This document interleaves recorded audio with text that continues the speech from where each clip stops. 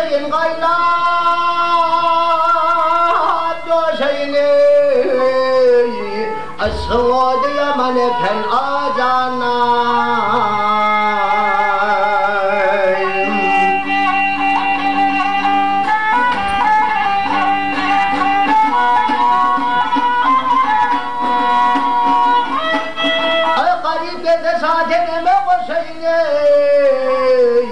asıl diyaman pen acana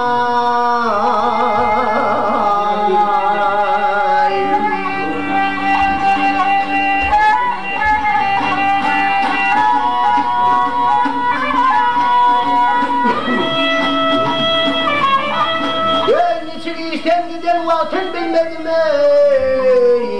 onu görüp zar ağladım va gülmedim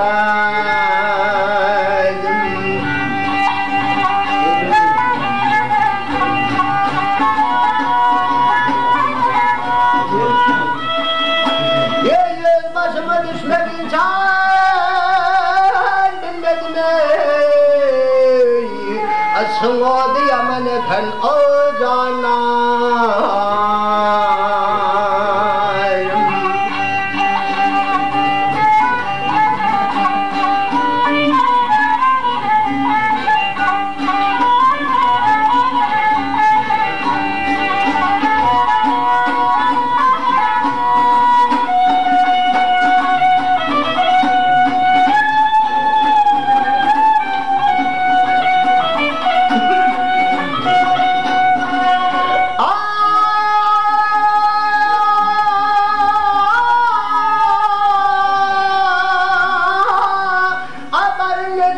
garip can getirmeyi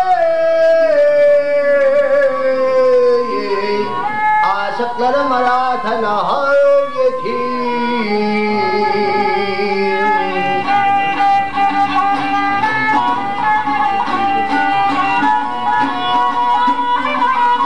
Geylemin şu beladır mutanneyi asıl o diyaman pen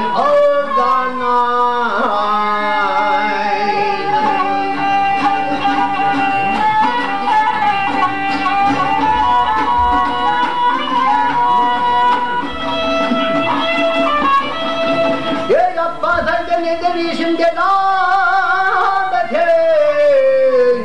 başıma varmasın kardo amanat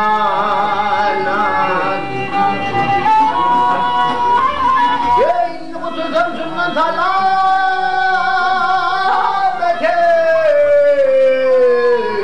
asıl o diyaman eken alcanat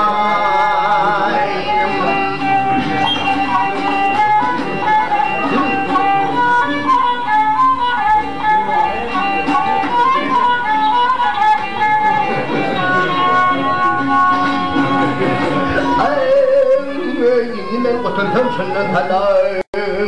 ما تشمو دي من كن يتركن